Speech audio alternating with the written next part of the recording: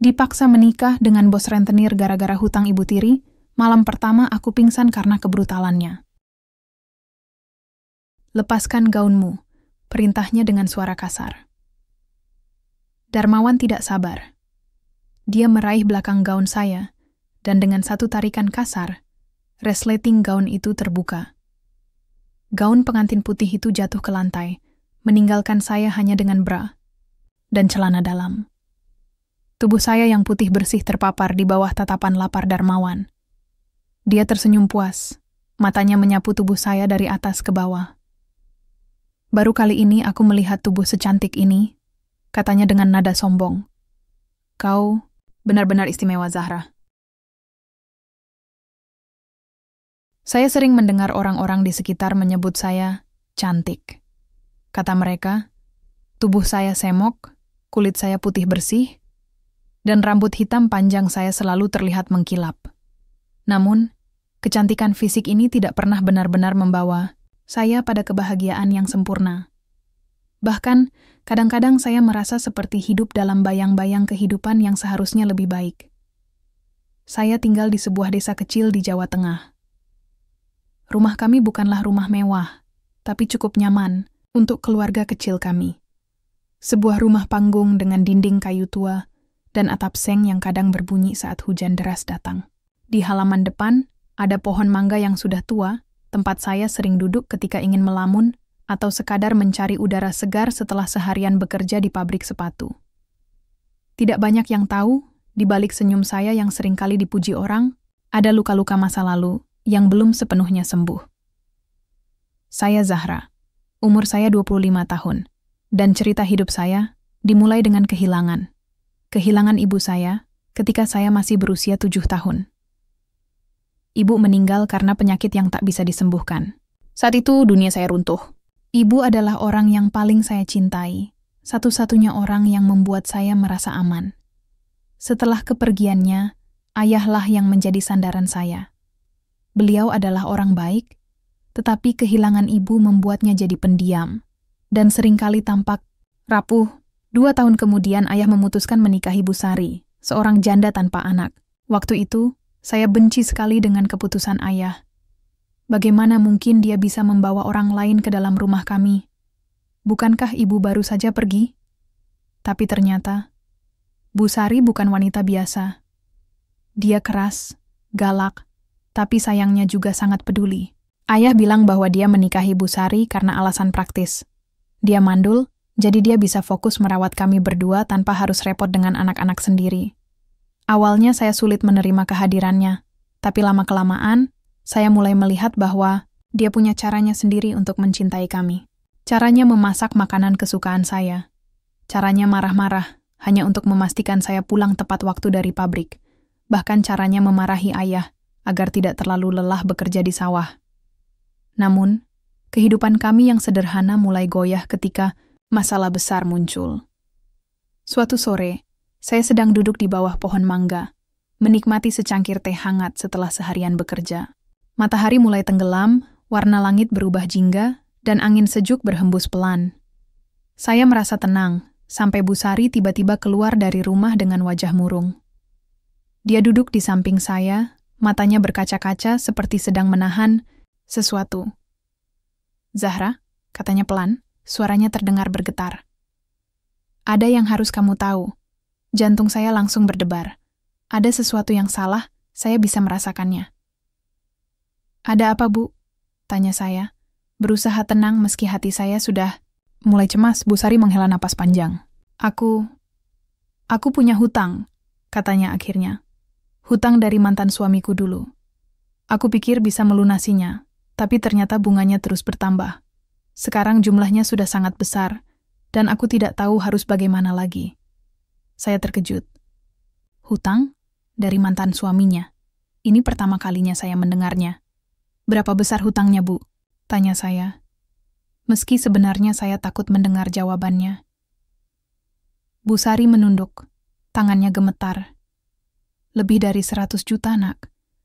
Aku sudah mencoba membayar sedikit demi sedikit, tapi bunganya terus bertambah. Dan sekarang para rentenir mulai datang menagih. Saya terdiam. Angka itu terlalu besar untuk dibayangkan. Bagaimana mungkin Bu Sari bisa mengumpulkan uang sebanyak itu? Kami bahkan tidak punya tabungan yang cukup untuk bertahan hidup beberapa bulan ke depan. Apa yang akan kita lakukan, Bu? Tanya saya. Suara saya terdengar bergetar. Bu Sari mengangkat wajahnya. Matanya basah oleh air mata. Aku sudah mencoba meminjam uang dari rentenir lain untuk melunasi hutang ini. Aku janji, ini hanya sementara. Aku akan mencari cara untuk melunasinya. Tapi sekarang, rumah kita jadi jaminannya. Rumah? Saya merasa seperti disambar petir. Rumah kami yang sederhana, ini adalah satu-satunya tempat yang pernah saya anggap sebagai rumah. Jika rumah ini hilang, kemana kami akan pergi? Kenapa tidak bilang dari awal, Bu? Tanyaku. Suaraku mulai meninggi. Kenapa harus meminjam uang kepada rentenir? Bu Sari menunduk lagi, wajahnya penuh penyesalan. Maafkan aku, Nak. Aku tidak tahu jalan lain. Ayahmu juga semakin sakit-sakitan. Aku hanya ingin melindungi rumah ini, melindungi kita semua. Saya merasa marah, tapi di sisi lain saya juga merasa kasihan padanya. Bu Sari mungkin keras, tapi dia melakukan semua ini demi kami. Saya tahu dia mencintai ayah dan saya, meski caranya terkadang tidak mudah dimengerti. Kita harus mencari cara untuk melunasinya, Bu, kata saya akhirnya, mencoba menenangkan diri. Aku akan bekerja lebih keras lagi di pabrik. Kita bisa melewati ini bersama-sama.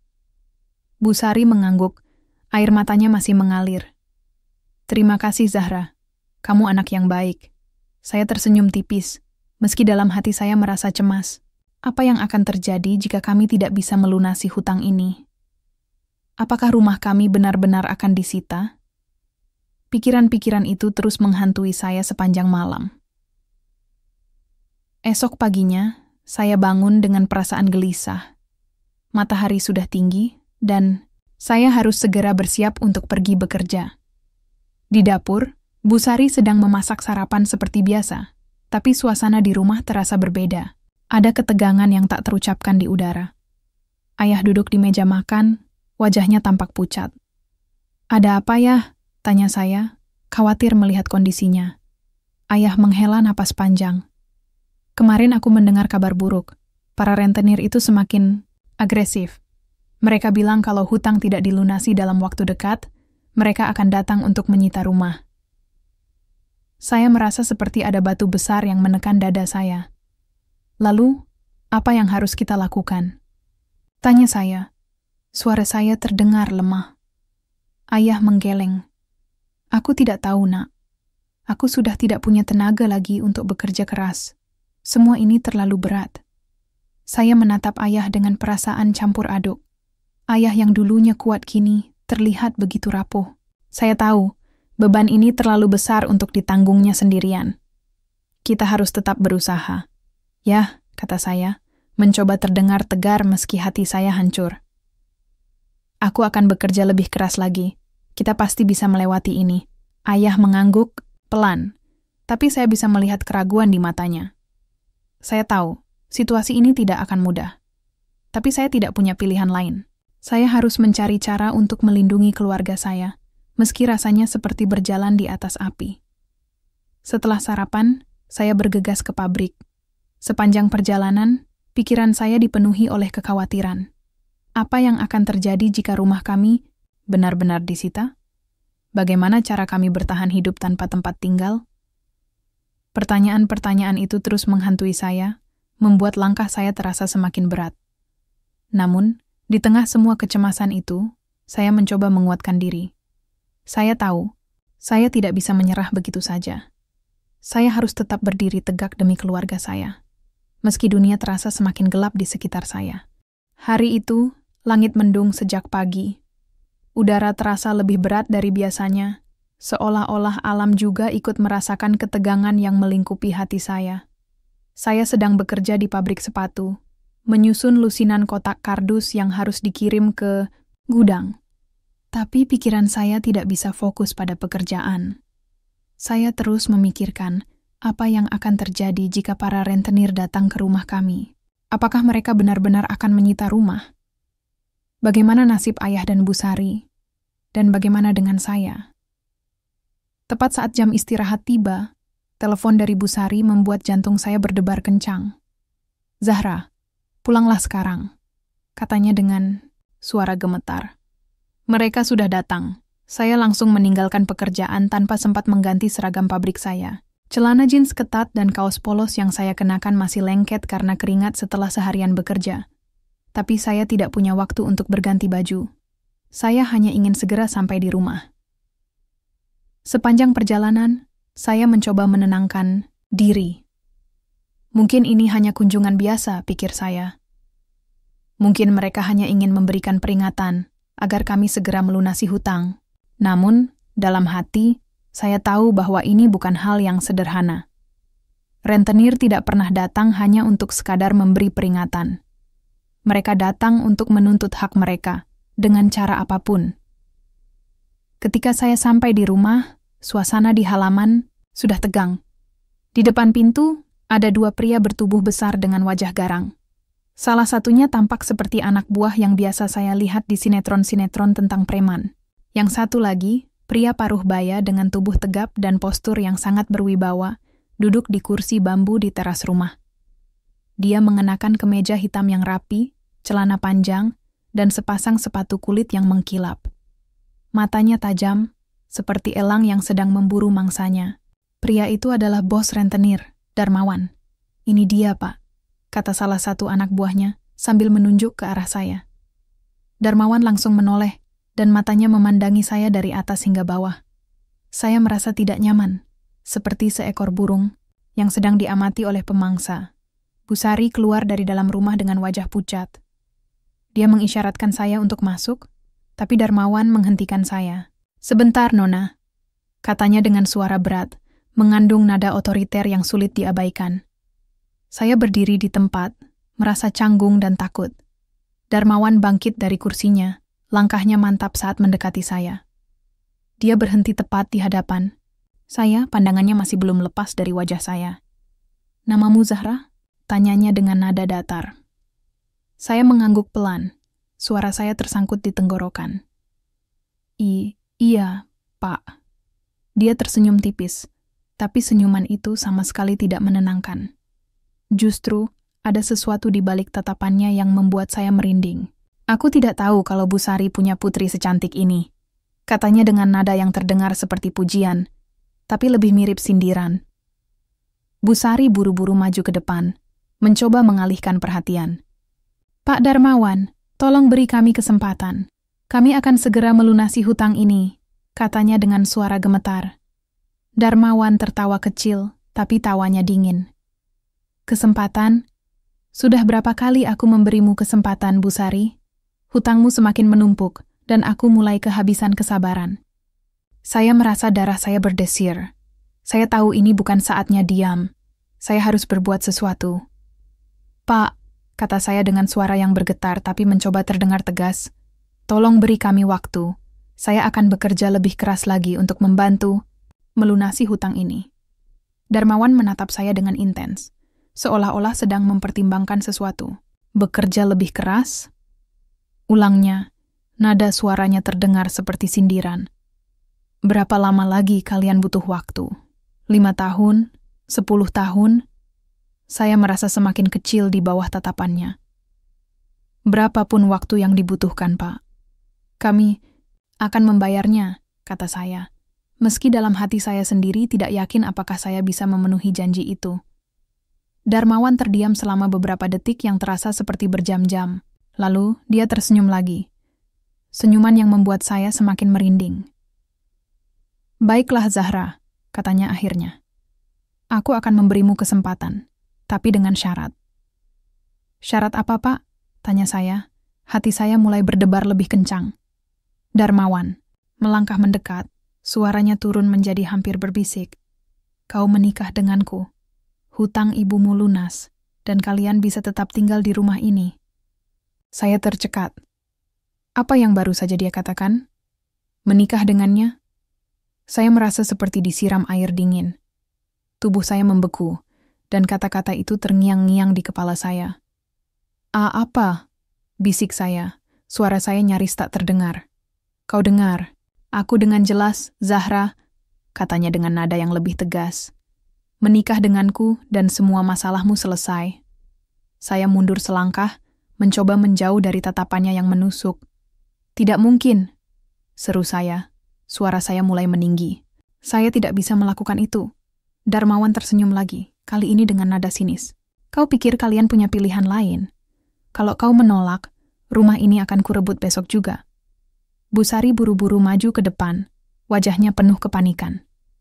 Zahra, demi rumah ini, demi masa depan kita, lakukan saja. Ini satu-satunya jalan, katanya dengan suara bergetar. Saya menoleh ke arah Busari, tidak percaya dengan apa yang baru saja saya dengar. Ibu, bagaimana bisa kau memintaku melakukan ini? Tanya saya, suara saya terdengar putus asa. Busari menunduk, air mata mulai mengalir di pipinya. Maafkan ibu, nak, ibu tidak tahu jalan lain. Ayahmu juga semakin sakit-sakitan. Kita tidak punya pilihan lain. Saya merasa seperti dunia runtuh di sekitar saya. Semua orang menatap saya, menunggu jawaban saya. Saya tidak tahu apa yang harus dilakukan. Pikiran saya kacau, hati saya hancur. Tapi satu hal yang pasti, jika saya menolak, rumah kami akan hilang, dan kami tidak punya tempat untuk tinggal. Baiklah, kata saya akhirnya, suara saya terdengar begitu lemah. Aku akan melakukannya. Darmawan tersenyum puas, seolah-olah dia baru saja memenangkan sebuah pertandingan. Keputusan yang bijak, Zahra, katanya dengan nada dingin. Kita akan segera menikah, persiapkan dirimu. Setelah itu, dia berbalik dan pergi, diikuti oleh anak buahnya. Saya berdiri di tempat, tubuh saya gemetar hebat. Air mata mulai mengalir di pipi saya, tapi saya tidak bisa menahan tangis saya. Saya merasa seperti burung yang baru saja terperangkap dalam jerat yang tidak bisa dilepaskan.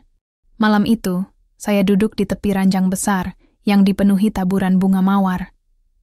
Gaun pengantin putih yang saya kenakan terasa begitu berat di tubuh saya. Bukan karena bahannya yang tebal, melainkan karena beban emosi yang menekan hati saya. Saya tidak pernah membayangkan bahwa malam pertama saya akan seperti ini. Penuh ketakutan, kebencian, dan rasa malu yang mendalam. Sejak awal, saya tahu bahwa pernikahan ini bukan tentang cinta, melainkan tentang hutang. Darmawan tidak mencintai saya. Dia hanya menginginkan tubuh saya, membeli saya dengan uang yang seharusnya menjadi beban keluarga saya. Tapi apa yang bisa saya lakukan? Saya sudah terperangkap dalam jaring yang sulit dilepaskan. Di luar kamar, suara tawa dan musik masih terdengar dari pesta pernikahan yang belum sepenuhnya usai. Darmawan tampak sangat puas malam ini. Dia berpesta dengan anak buahnya, minum-minum, dan tertawa keras. Saya bahkan mendengarnya berkata kepada salah satu tamu, "Aku akhirnya mendapatkan gadis cantik itu. Kau lihat sendiri, kan?" Setiap kata yang keluar dari mulutnya membuat saya semakin muak. Bagaimana mungkin dia bisa bersikap seolah-olah ini adalah hari terbaik dalam hidupnya? Bagi saya, ini adalah hari terburuk. Hari ketika saya kehilangan harga diri saya, ketika saya harus menyerahkan tubuh saya pada seseorang yang tidak saya cintai, bahkan tidak saya hormati. Saya masih ingat bagaimana Busari dan ayah mencoba meyakinkan saya bahwa ini adalah langkah terbaik. Mereka bilang bahwa Darmawan adalah orang yang baik, meski sikapnya keras. Mereka bilang bahwa setelah ini, semua masalah kami akan selesai. Tapi mereka tidak tahu bagaimana rasanya bagi saya untuk berada di posisi ini. Mereka tidak tahu betapa hancurnya saya di dalam. Pintu kamar terbuka dengan bunyi keras, dan Darmawan masuk dengan langkah sempoyongan. Bau alkohol langsung tercium menyengat. Dia tersenyum lebar, matanya menyipit karena mabuk. "Kau sudah menungguku, Zahra," katanya dengan nada genit yang membuat saya merinding. Saya tidak menjawab. Saya hanya duduk diam, memandangi lantai, berusaha menahan air mata agar tidak jatuh. Saya tahu, tidak ada gunanya menangis di depannya. Itu hanya akan membuatnya semakin puas melihat saya menderita. Darmawan mendekat, tangannya meraih dagu saya, dan memaksakan wajah saya untuk menatapnya. "Kenapa diam saja? Bukankah kau senang menjadi istriku?" tanyanya. Suaranya penuh ejekan. Saya menunduk, tidak bisa menatap matanya. Tidak, bisik saya pelan, nyaris tak terdengar. Dia tertawa keras, seolah-olah kata-kata saya adalah sebuah lelucon. Kau pikir aku peduli dengan perasaanmu. Mulai malam ini kau milikku. Dan aku akan melakukan apapun yang aku inginkan padamu. Saya merasa tubuh saya gemetar hebat. Saya ingin melawan, tapi saya tahu itu percuma. Tubuh saya terlalu lemah untuk melawan kekuatannya. Saya hanya bisa duduk diam saat dia mulai melepas dasinya dan membuka kancing bajunya satu persatu. Lepaskan gaunmu, perintahnya dengan suara kasar. Saya tidak bergerak. Saya hanya duduk diam, berharap ini semua hanya mimpi buruk yang akan segera berakhir. Tapi Darmawan tidak sabar. Dia meraih belakang gaun saya, dan dengan satu tarikan kasar, resleting gaun itu terbuka. Saya menjerit pelan, tapi suara saya tenggelam dalam raungan tawanya. Gaun pengantin putih itu jatuh ke lantai, meninggalkan saya hanya dengan bra dan celana dalam. Tubuh saya yang putih bersih terpapar di bawah tatapan lapar Darmawan. Dia tersenyum puas. Matanya menyapu tubuh saya dari atas ke bawah. Baru kali ini aku melihat tubuh secantik ini, katanya dengan nada sombong. Kau benar-benar istimewa, Zahra. Saya menutup mata rapat-rapat, berusaha memblokir semua yang terjadi di sekitar saya. Air mata mulai mengalir di pipi saya, tapi saya tidak mengeluarkan suara. Saya hanya bisa pasrah ketika dia mulai menciumi leher saya dengan kasar. Tangannya meremas tubuh saya tanpa ampun. Nafasnya yang bau alkohol menghantam wajah saya, membuat saya merasa mual. Aku sudah menunggu lama untuk ini. Desisnya di telinga saya. Dan kau tidak akan mengecewakanku, kan? Saya tidak bisa menjawab. Lidah saya terasa keluh, tubuh saya kaku, dan pikiran saya kosong. Yang bisa saya rasakan hanyalah rasa sakit yang menyengat ketika dia mulai melepaskan sisanya. Keperawanan, saya direnggut olehnya tanpa sedikit pun rasa sayang atau penghargaan. Saya hanya bisa menangis dalam diam, berharap semuanya cepat berakhir. Beberapa saat kemudian, saya tidak tahu pasti berapa lama, saya merasa kehilangan kesadaran. Dunia di sekitar saya mulai gelap, dan saya tidak ingat apa-apa lagi. Ketika saya tersadar, jam di dinding menunjukkan pukul 8 pagi. Tubuh saya terasa begitu lelah, dan seluruh bagian tubuh saya terasa sakit. Saya mencoba bangkit, tapi setiap gerakan terasa seperti menusuk kulit saya. Darmawan sudah tidak ada di samping saya. Dia mungkin sudah pergi untuk melanjutkan rutinitasnya seperti biasa, seolah-olah apa yang terjadi tadi malam tidak berarti apa-apa baginya. Saya menatap cermin di sudut kamar, melihat bayangan saya yang kusut dan penuh air mata. Saya tidak mengenali diri saya sendiri. Siapa gadis yang duduk di sana? Apakah ini benar-benar saya? Saya merasa seperti kehilangan sesuatu yang sangat berharga tadi malam. Sesuatu yang tidak akan pernah bisa saya dapatkan kembali. Harga diri saya, kebebasan saya, semuanya hilang dalam sekejap. Matahari pagi mulai menyelinap masuk melalui celah-celah tirai kamar. Sinar lembut itu seharusnya memberikan kehangatan, tapi bagi saya, ia hanya terasa seperti sengatan dingin yang menusuk kulit. Tubuh saya masih terasa berat, dan setiap gerakan membuat rasa nyeri menjalar dari ujung kepala hingga ke jari kaki. Malam pertama itu bukan hanya mengambil kepolosan saya, tetapi juga merampas rasa aman yang pernah saya miliki dalam hidup. Saya bangkit perlahan dari ranjang besar itu, memandangi gaun pengantin putih yang terserak di lantai. Gaun itu tampak begitu rapuh, sama seperti diri saya saat ini, robek oleh kebrutalan Darmawan. Saya mencoba menarik napas panjang, berusaha meyakinkan diri bahwa ini semua adalah bagian dari pengorbanan untuk keluarga saya. Tapi hati kecil saya tahu betul bahwa alasan itu tidak cukup untuk menghapus rasa sakit yang mendalam. Darmawan sudah tidak ada di kamar.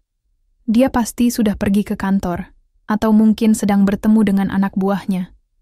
Setiap kali saya membayangkan wajahnya yang penuh kesombongan semalam, perut saya langsung terasa mual. Namun, saya tidak punya pilihan lain selain berdiri dan menjalani hari-hari ini sebaik mungkin. Saya memakai baju rumah yang sederhana, lalu keluar dari kamar. Di ruang tamu, Bu Sari duduk dengan wajah murung. Dia tampaknya belum tidur semalaman. Ketika dia melihat saya, matanya basah oleh air mata. "Zahra," katanya pelan, suara bergetar. "Maafkan Ibu." Saya menghela napas panjang, mencoba menahan emosi saya. "Ibu tidak perlu minta maaf lagi," kata saya, meski dalam hati saya ingin sekali menangis. "Aku sudah memilih jalan ini."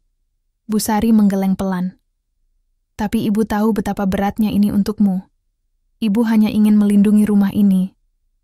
"Rumah ini?" Potong saya dengan nada yang lebih tinggi daripada yang saya rencanakan.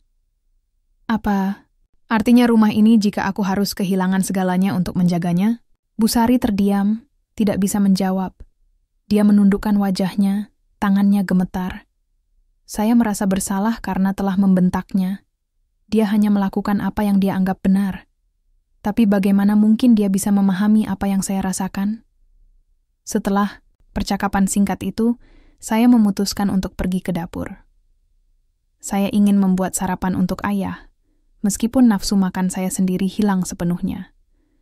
Ayah duduk di kursi kayu dengan wajah pucat.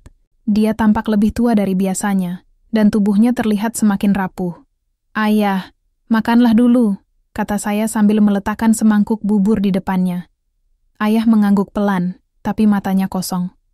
Dia tidak mengucapkan sepatah kata pun. Saya tahu dia merasa bersalah atas semua ini. Tapi saya tidak ingin dia membawa beban itu sendirian. Kami semua terperangkap dalam situasi ini, dan tidak ada yang bisa kami lakukan selain bertahan. Beberapa minggu kemudian, rutinitas baru mulai terbentuk. Setiap pagi, saya bangun lebih awal untuk menyiapkan sarapan bagi Darmawan. Dia jarang berbicara kepada saya, kecuali ketika memberikan perintah atau komentar-komentar yang menyakitkan. Saat malam tiba, dia sering pulang dalam keadaan mabuk, dan saya tahu apa yang akan terjadi setelah itu. Tubuh saya mulai terbiasa dengan rasa sakit, tapi hati saya tidak pernah bisa menerimanya. Suatu malam, setelah dia kembali dari pesta dengan teman-temannya, dia masuk ke kamar dengan langkah sempoyongan. Bau alkohol yang menyengat langsung memenuhi ruangan. Saya duduk di tepi ranjang, berusaha menahan diri agar tidak gemetar. Dia menatap saya dengan pandangan lapar, lalu berkata, "Kau tahu, Zahra, aku semakin menyukaimu. Tubuhmu sangat istimewa." Saya menunduk, berusaha menghindari tatapannya. "Pak, tolong, aku lelah." Dia tertawa keras, seolah-olah kata-kata saya adalah sebuah lelucon. "Lelah? Apa kau pikir aku peduli? Mulai sekarang, kau harus siap kapan saja aku butuhkan." Saya mengepalkan tangan saya di bawah selimut, berusaha menahan kemarahan yang mendidih di dalam dada. Tapi saya tidak bisa melawan. Saya hanya bisa pasrah ketika dia mulai mendekat dan meremas tubuh saya tanpa ampun. Namun, di tengah semua penderitaan ini, saya mulai belajar untuk bertahan. Saya menyadari bahwa saya tidak bisa terus-menerus menjadi korban tanpa melakukan sesuatu. Saya mulai diam-diam menabung uang dari pekerjaan saya di pabrik sepatu. Meskipun jumlahnya kecil, saya berharap suatu hari nanti saya bisa menggunakan uang itu untuk melarikan diri. Selain itu, saya juga mulai mencari informasi tentang bisnis Darmawan. Dia seringkali meninggalkan dokumen penting di mejanya, dan saya memanfaatkan kesempatan itu untuk membaca isinya. Saya menemukan bahwa dia terlibat dalam banyak transaksi ilegal, termasuk penagihan hutang dengan cara-cara yang brutal. Bahkan, ada beberapa kasus pembunuhan yang diduga dilakukan oleh anak buahnya atas perintahnya. Salah satu malam, ketika Darmawan sedang mabuk dan tertidur di sofa, saya berhasil merekam percakapan antara dia dan salah satu anak buahnya. Mereka membicarakan tentang nasabah yang gagal membayar hutang dan bagaimana mereka menyelesaikan masalah itu. Rekaman itu menjadi harapan saya. Mungkin saya bisa menggunakannya untuk melaporkan Darmawan kepada polisi. Namun, saya tahu bahwa ini bukan rencana yang mudah. Jika Darmawan mengetahui apa yang saya lakukan, dia tidak akan ragu untuk menyakitiku atau bahkan membunuhku. Saya harus berhati-hati, sabar, dan cerdas dalam melangkah. Di tengah malam yang sunyi, saya duduk di tepi jendela, memandangi langit yang dipenuhi bintang. Saya berdoa dalam hati, meminta kekuatan untuk terus bertahan. Saya tahu bahwa jalan ini tidak akan mudah, Tapi saya juga tahu bahwa saya tidak bisa menyerah. Suatu hari nanti, saya akan menemukan kebebasan, dan saya akan memastikan bahwa Darmawan membayar atas semua kejahatannya. Malam itu, saya duduk di tepi ranjang dengan hati yang berdebar kencang. Di tangan saya, ada ponsel lama yang saya gunakan untuk merekam percakapan Darmawan dan anak buahnya beberapa hari lalu. Rekaman itu adalah satu-satunya senjata yang saya miliki untuk melawan kekejaman Darmawan.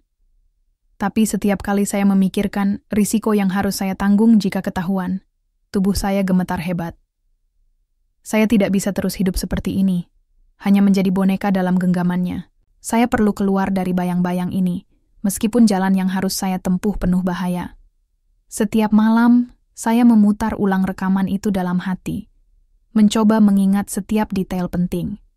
Suara Darmawan yang dingin dan sombong saat dia membahas nasabah yang gagal membayar hutang masih terngiang di kepala saya. Dia menyebutkan nama-nama korban, termasuk salah satu di antaranya yang ditemukan tewas di sebuah gang sempit akibat pelajaran yang mereka berikan.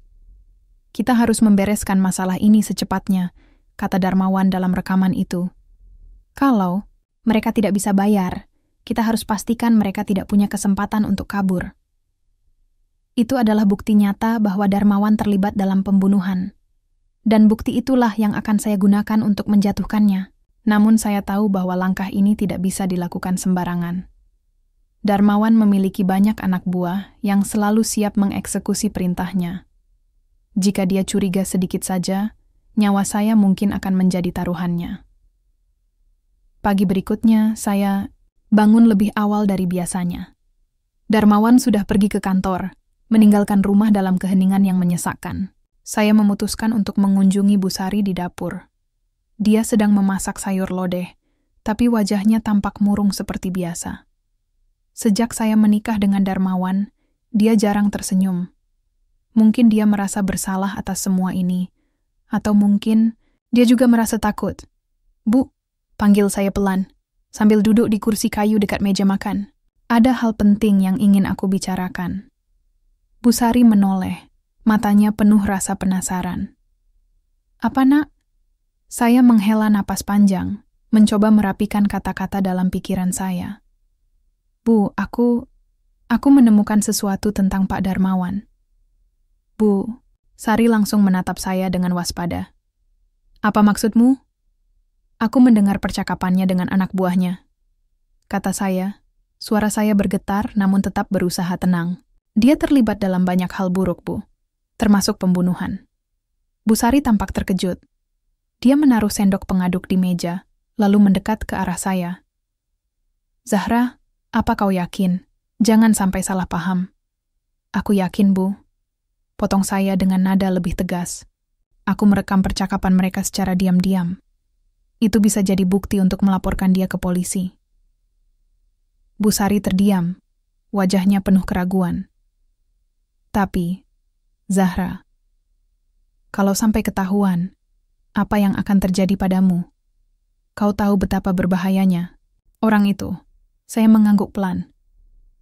"Aku tahu, Bu, tapi aku tidak bisa terus begini. Aku perlu keluar dari semua ini. Aku butuh bantuanmu." Bu Sari menunduk, air mata mulai mengalir di pipinya. "Maafkan Ibu, Nak. Ini semua karena Ibu. Kalau saja Ibu tidak meminjam uang kepada rentenir." Saya menggenggam tangannya erat-erat. "Ini bukan salah Ibu. Kita hanya perlu cari jalan keluar.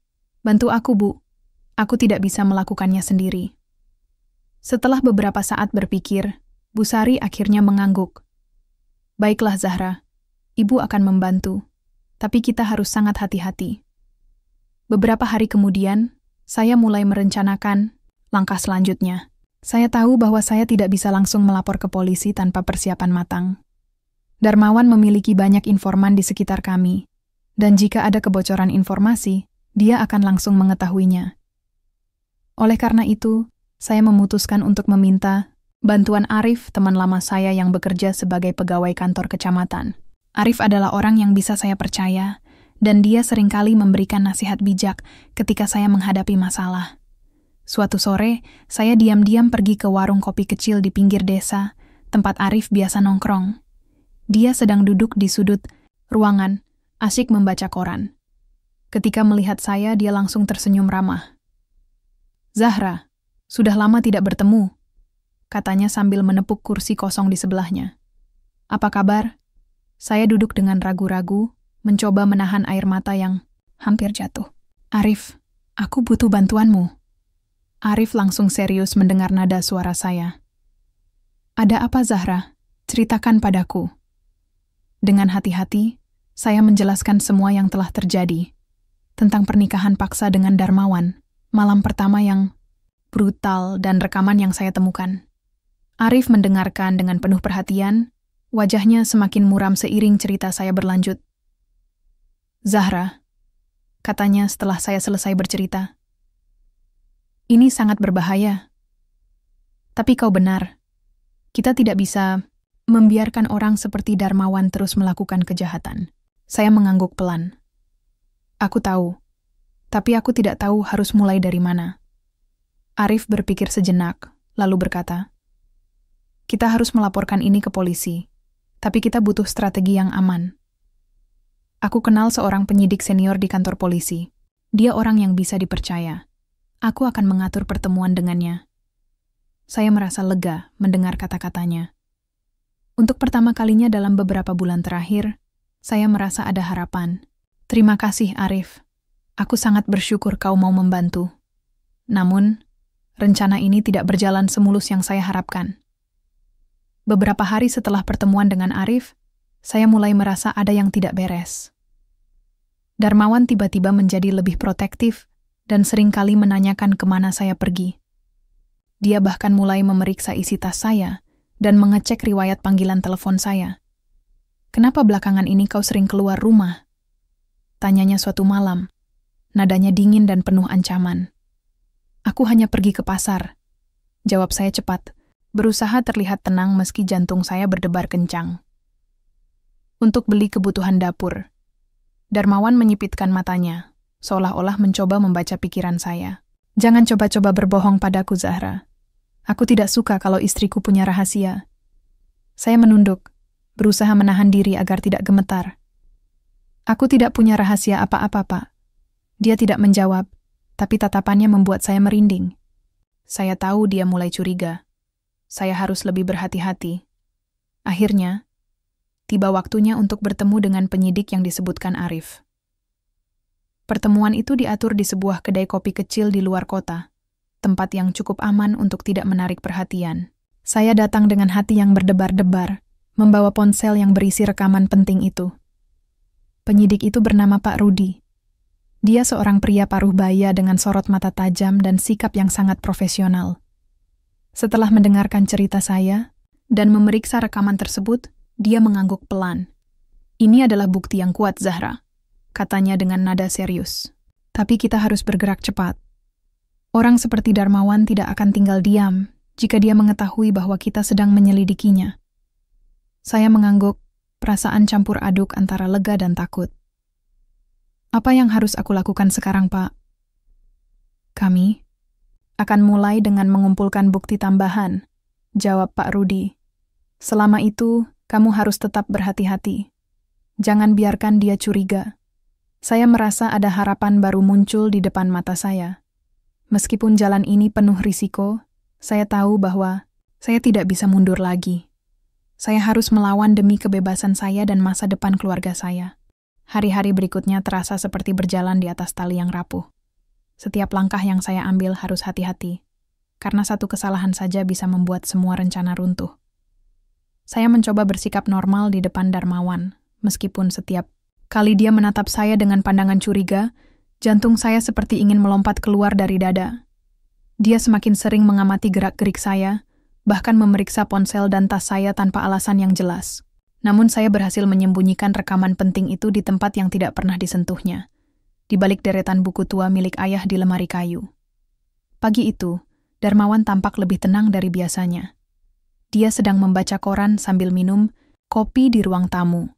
Saya mencoba menghindari tatapan matanya yang menusuk dan fokus pada pekerjaan rumah. Tapi dalam hati, saya merasa tegang. Apakah dia sudah mulai mencurigai sesuatu, Atau mungkin polisi sudah mulai bergerak. Saat saya sedang membersihkan meja dapur, ponsel saya bergetar pelan di saku apron. Saya buru-buru masuk ke kamar mandi untuk menjawab panggilan itu. Di layar, nomor Arif muncul. Jantung saya langsung berdebar keras. Zahra, bisik Arif dengan nada cemas. Mereka sudah mulai menyelidiki. Beberapa anak buah Darmawan diam-diam diikuti oleh polisi. Pak Rudi bilang, mereka akan segera bertindak jika ada bukti kuat lainnya. Saya menghela napas panjang, mencoba menenangkan diri. Aku mengerti, aku hanya berharap ini cepat selesai. Kamu harus tetap waspada, lanjut Arif. Jangan sampai Darmawan tahu apa yang sedang terjadi. Kalau dia curiga, aku takut dia akan melakukan sesuatu yang berbahaya. Setelah menutup telepon, saya merasa tubuh saya gemetar hebat. Waktu rasanya berjalan begitu lambat, tapi juga begitu cepat. Setiap detik terasa seperti sebuah tantangan baru yang harus saya hadapi. Saya tahu bahwa rencana ini adalah satu-satunya cara untuk keluar dari bayang-bayang Darmawan, tapi risiko yang harus saya tanggung begitu besar. Beberapa hari kemudian, suasana di rumah mulai berubah. Darmawan tampak lebih gelisah daripada biasanya. Dia sering kali menerima telepon dari anak buahnya, dan wajahnya selalu murung setelah percakapan itu. Suatu sore, saat dia sedang duduk di kursi malas di ruang tamu, saya mendengarnya berbicara dengan nada marah. Apa maksudmu mereka mulai ditangkap? Bentaknya kepada seseorang di ujung telepon. Kenapa kalian tidak bisa menutupi jejak? Saya berdiri di balik pintu, berusaha mendengarkan percakapan itu tanpa terlihat. Kata-kata Darmawan membuat saya yakin bahwa polisi sudah mulai bergerak. Mereka menangkap beberapa anak buahnya yang terlibat dalam transaksi ilegal dan pembunuhan. Itu berarti waktu saya semakin sedikit. Darmawan pasti akan mulai mencari tahu siapa yang membocorkan informasi ini. Malam itu, ketika Darmawan pulang dalam keadaan mabuk, dia langsung masuk ke kamar dengan langkah sempoyongan. Bau alkohol yang menyengat langsung memenuhi ruangan. Saya duduk di tepi ranjang, berusaha terlihat tenang, meski jantung saya berdebar kencang. Dia menatap saya dengan mata menyipit, lalu berkata dengan suara rendah dan dingin, "Ada sesuatu yang aneh akhir-akhir ini, Zahra."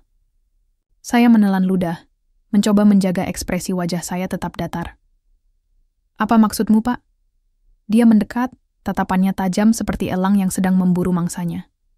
"Anak buahku mulai ditangkap polisi. Ada orang yang membocorkan informasi tentang bisnisku." "Kau tahu sesuatu, Zahra?"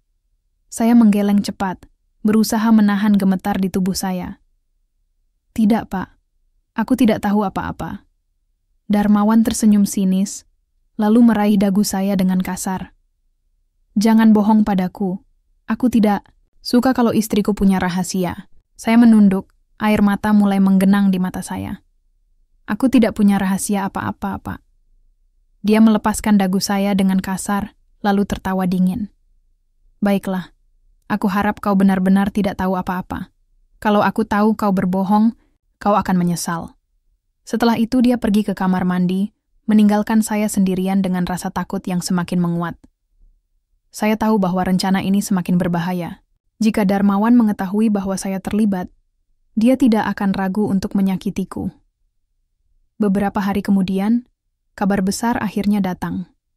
Saya sedang duduk di halaman belakang rumah, memandangi pohon mangga yang daunnya bergoyang pelan oleh angin. Ponsel saya bergetar lagi, dan kali ini, nama Pak Rudi muncul di layar. "Zahra," katanya dengan nada serius, "kami sudah berhasil menangkap Darmawan. Dia akan segera diadili atas semua kejahatannya." Saya terdiam, tidak bisa berkata apa-apa. Tubuh saya gemetar hebat, campuran antara lega dan takut. "Benarkah?" tanyaku akhirnya, suara saya bergetar. "Ya," jawab Pak Rudi. "Rekamanmu sangat membantu penyelidikan ini. Kami juga menemukan banyak bukti lain di kantornya. Sekarang, kamu aman. Kamu bisa melanjutkan hidupmu tanpa takut lagi." Air mata mulai mengalir di pipi saya. Rasanya seperti beban yang selama ini menekan bau saya akhirnya terangkat. "Terima kasih, Pak. Terima kasih banyak." Setelah menutup telepon, saya duduk diam di bawah pohon mangga, membiarkan air mata mengalir tanpa henti. Selama berbulan-bulan, saya hidup dalam ketakutan, rasa sakit, dan keputusasaan. Tapi sekarang saya akhirnya bisa bernapas lega. Namun, kebebasan ini tidak datang dengan mudah. Saya tahu bahwa trauma yang saya alami tidak akan hilang begitu saja. Setiap malam saya masih sering terbangun karena mimpi buruk tentang kebrutalan Darmawan. Tapi saya juga tahu bahwa saya tidak bisa terus hidup dalam bayang-bayang masa lalu. Saya harus bangkit, melangkah maju, dan membangun hidup baru. Bu Sari dan ayah tampak sangat lega ketika saya memberitahu mereka tentang penangkapan Darmawan. Bu Sari memeluk saya erat, air mata mengalir di pipinya. Maafkan Ibu, Nak. Ibu sangat menyesal atas semua ini. Saya menggenggam tangannya erat-erat. Ini bukan salah Ibu. Sekarang kita semua sudah bebas. 2 minggu setelah penangkapan Darmawan, proses perceraian kami dimulai. Saya tidak butuh waktu lama untuk memutuskan bahwa saya tidak akan kembali ke kehidupan pernikahan itu. Darmawan mungkin telah menghancurkan sebagian hidup saya, tapi dia tidak akan mengendalikan masa depan saya. Hakim memutuskan untuk memberikan cerai mutlak kepada saya tanpa syarat, karena semua bukti menunjukkan bahwa Darmawan adalah pelaku kekerasan dan kejahatan berat. Setelah semua dokumen resmi ditandatangani, saya merasa seperti mendapatkan kehidupan baru. Meskipun luka-luka batin saya belum sepenuhnya sembuh, saya tahu bahwa saya memiliki kekuatan untuk melanjutkan hidup. Saya tidak lagi menjadi korban. Saya adalah seorang perempuan yang berhasil melawan kekejaman dan menemukan kebebasan. Setelah semua kekacauan yang terjadi, saya mulai mencoba membangun hidup baru. Hari-hari pertama setelah perceraian rasanya seperti berjalan di atas tanah yang rapuh. Saya merasa lega karena Darmawan sudah tidak ada lagi dalam hidup saya. Tapi pada saat yang sama, saya juga merasa kosong. Setiap kali saya melihat cermin, saya merasa seperti orang asing. Seseorang yang telah kehilangan sebagian dirinya dalam perjalanan panjang ini. Rumah kami berhasil diselamatkan. Setelah penyelidikan polisi, ternyata Darmawan menggunakan uang, hasil bisnis ilegalnya untuk menutupi hutang Bu Sari. Akhirnya, rumah itu dikembalikan kepada keluarga saya sebagai bagian dari proses hukum. Meskipun begitu, saya tahu bahwa rumah ini bukan hanya tentang dinding-dinding kayunya atau atap seng yang berbunyi saat hujan deras. Rumah ini adalah tempat di mana luka-luka saya tertoreh, tetapi juga tempat di mana saya belajar untuk bertahan, bangkit.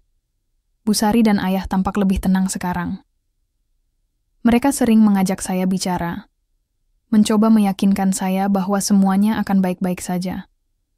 Tapi saya tahu bahwa mereka juga merasa bersalah atas apa yang terjadi. Ayah sering terlihat duduk diam di depan rumah, memandangi ladang yang sudah lama tidak dia garap. Sedangkan Bu Sari, meski masih keras seperti biasa, kadang-kadang menangis diam-diam di dapur ketika mengira tidak ada yang melihatnya. "Zahra," kata Bu Sari suatu sore ketika saya sedang membantu mencuci piring, "Ibu tahu kau pasti membenci Ibu sekarang." Saya menghentikan gerakan tangan saya, lalu menoleh ke arahnya. "Aku tidak membencimu, Bu. Kita semua hanya korban dari keputusan buruk yang kita anggap benar saat itu." Bu Sari menunduk, tangannya gemetar. "Ibu hanya ingin melindungi rumah ini, tapi malah membuatmu menderita." Saya meletakkan spons cuci piring di wastafel, lalu mendekati Bu Sari. "Kita semua sudah melalui ini, Bu. Sekarang, yang bisa kita lakukan adalah melanjutkan hidup. Aku tidak mau kita terus-menerus tenggelam dalam penyesalan." Bu Sari mengangguk pelan, air mata masih mengalir di pipinya.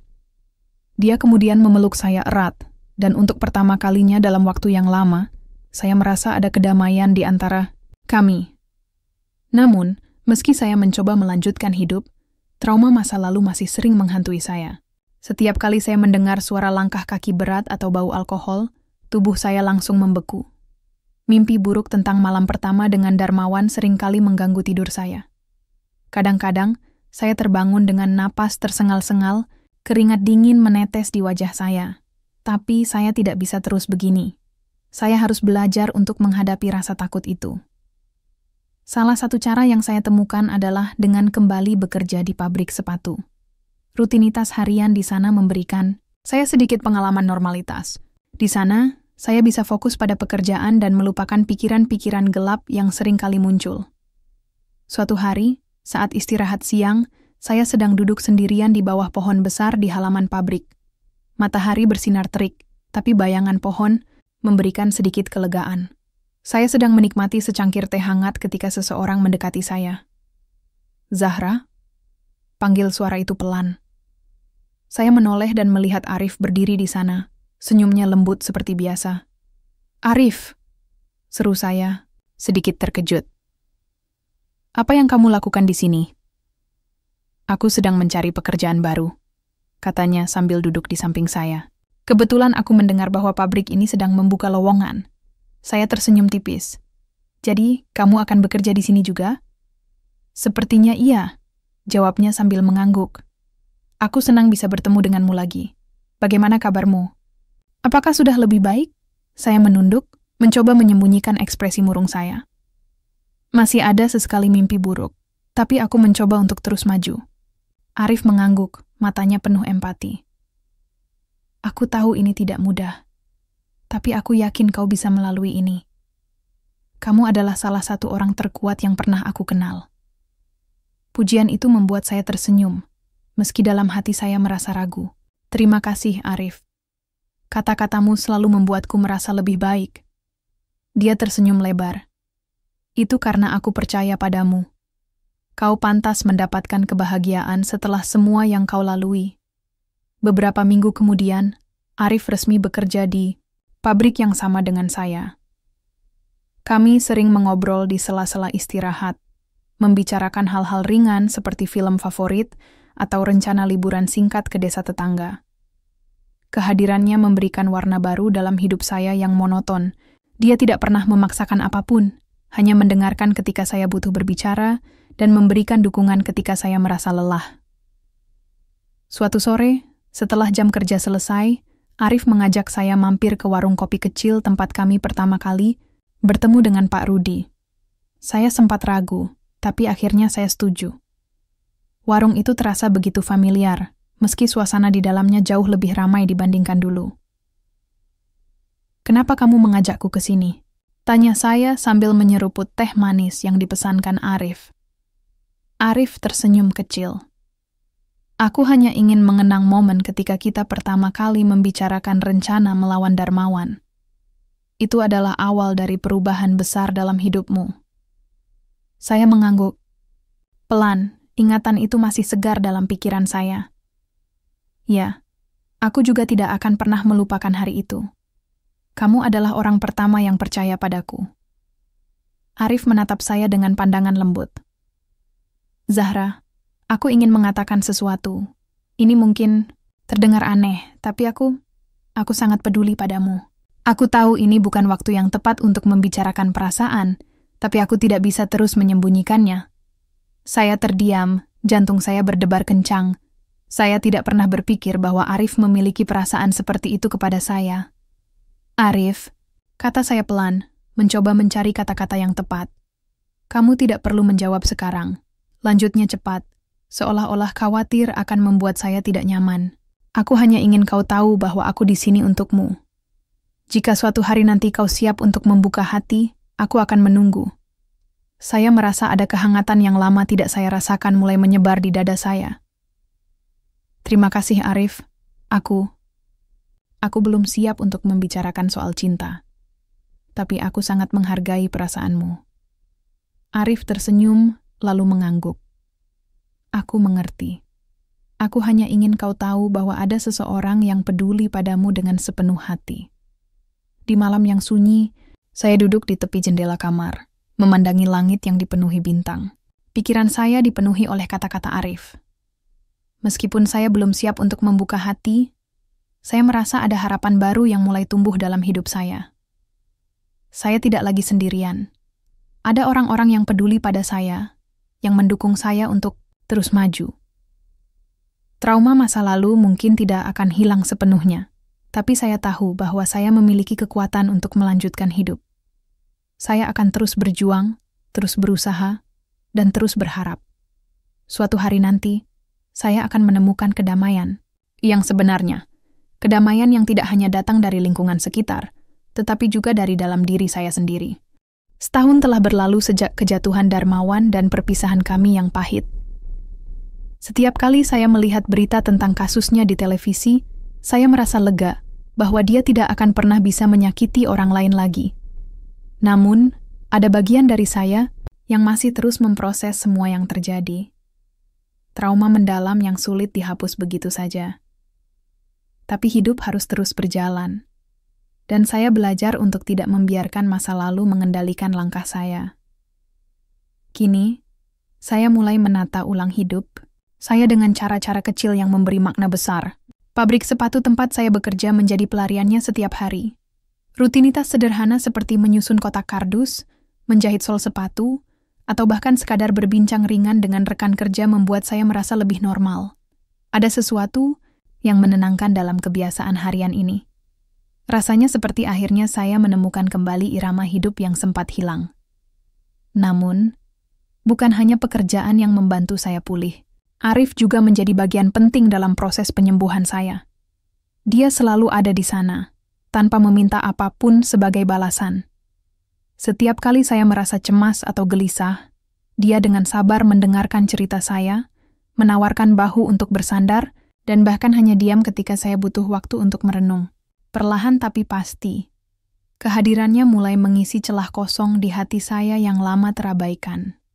Suatu sore, setelah jam kerja selesai, Arif mengajak saya berjalan-jalan ke sawah di pinggir desa. Udara segar dan angin sepoi-sepoi membuat suasana terasa damai. Kami duduk di bawah pohon rindang, menikmati matahari yang perlahan tenggelam di cakrawala. "Zahra," kata Arif tiba-tiba. Suaranya lembut namun serius. "Aku ingin bertanya sesuatu." Saya menoleh ke arahnya, sedikit penasaran. "Apa?" Dia menatap saya dengan pandangan hangat, lalu berkata, "Apakah kamu sudah siap untuk mencoba hal baru? Mungkin untuk membuka lembaran baru?" Saya terdiam. Sejenak mencerna kata-katanya. Selama ini, saya selalu ragu untuk membuka hati karena takut terluka lagi. Tapi melihat kesabaran dan ketulusan Arif, saya mulai menyadari bahwa mungkin inilah saatnya untuk memberi diri saya kesempatan. Aku tidak tahu," jawab saya jujur. "Aku takut, Arif. Takut terluka lagi." Arif mengangguk, seolah-olah memahami ketakutan saya. "Aku mengerti, Zahra. Tapi aku ingin kau tahu bahwa aku tidak akan pernah menyakitimu. Aku hanya ingin kau bahagia." Air mata mulai menggenang di mata saya. Kata-kata itu begitu sederhana, namun begitu kuat. Untuk pertama kalinya dalam waktu yang lama, saya merasa ada seseorang yang benar-benar peduli pada saya tanpa syarat. Aku mau mencoba," kata saya akhirnya, suara saya bergetar. "Aku mau memberi kita kesempatan." Senyuman lebar langsung muncul di wajah Arif. Dia menggenggam tangan saya erat, matanya penuh rasa syukur. "Terima kasih, Zahra. Kamu tidak akan menyesal." Beberapa bulan kemudian, hubungan kami semakin dekat. Kami sering menghabiskan waktu bersama, baik di pabrik maupun di luar. Kadang-kadang kami pergi ke pasar malam, menonton film di bioskop kecil di kota, atau sekadar berjalan-jalan di tepi sungai. Setiap momen kecil bersama Arif membuat saya merasa lebih hidup. Dia tidak pernah memaksakan apapun, hanya memberi saya ruang untuk tumbuh dan sembuh dengan caraku sendiri. Bu Sari dan ayah juga tampak senang melihat saya tersenyum lagi. Suatu malam, saat makan malam bersama, Bu Sari berkata, "Zahra, aku senang melihatmu bahagia. Arif adalah pria yang baik. Ibu, yakin dia akan menjaga dan mencintaimu dengan sepenuh hati." Saya tersenyum kecil, merasa hangat di dalam hati. "Terima kasih, Bu. Aku juga merasa beruntung memiliki Arif di sisiku." Ayah, yang biasanya pendiam, tiba-tiba berkata, "Jangan lupa, Nak. Hidup ini penuh lika-liku. Tapi yang terpenting adalah kamu selalu berani melangkah maju, meskipun kadang terasa sulit." Kata-kata itu begitu bijak, dan saya menyadari bahwa ayah benar. Meskipun hidup saya dipenuhi oleh rintangan dan luka, saya berhasil melewati semuanya dengan keberanian dan tekad. Saya tidak lagi menjadi gadis yang rapuh dan takut menghadapi dunia. Saya adalah Zahra yang baru, lebih kuat, lebih berani, dan lebih percaya diri. Pada suatu pagi musim hujan, Arif datang ke rumah dengan wajah gugup. Di tangannya, ada sebuah kotak kecil yang dibungkus dengan kertas kado sederhana. Saya menatapnya dengan rasa penasaran. "Ada apa, Arif?" tanya saya, tersenyum tipis. Dia mengambil napas panjang, lalu berkata, "Zahra, aku tahu ini mungkin terlalu cepat, tapi aku tidak bisa menunggu lebih lama lagi. Aku ingin bertanya, apakah kamu mau menjadi istriku?" Saya terkejut, jantung saya berdebar kencang. Tangan saya gemetar saat menerima kotak kecil itu. Di dalamnya, ada cincin sederhana namun indah. Saya menatap Arif, air mata mulai mengalir di pipi saya. "Arif," bisik saya, suara saya bergetar. Aku mau." Senyuman Arif melebar, dan dia langsung memeluk saya erat. "Terima kasih, Zahra. Aku berjanji akan menjaga dan mencintaimu selamanya." Beberapa bulan kemudian, pernikahan kami dilangsungkan dengan sederhana namun penuh kebahagiaan. Teman-teman sekerja dan tetangga-tetangga datang untuk memberikan doa dan dukungan. Bu Sari dan ayah tampak sangat bangga melihat saya mengenakan gaun pengantin untuk kedua kalinya. Kali ini dengan senyum yang tulus di wajah saya.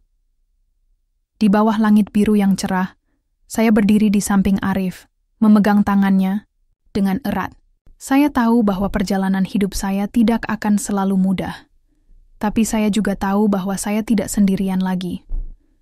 Ada seseorang yang akan selalu ada di sisiku, mendukungku, dan mencintaiku apa adanya. Setelah upacara selesai, saya duduk di bawah pohon mangga di halaman rumah, memandangi para tamu yang tertawa dan bersenda gurau. Arif duduk di samping saya. Tangannya masih menggenggam erat tangan saya. "Kamu bahagia, Zahra?" tanyanya pelan. Saya tersenyum, lalu mengangguk. "Ya Arif, untuk pertama kalinya dalam hidupku, aku benar-benar bahagia."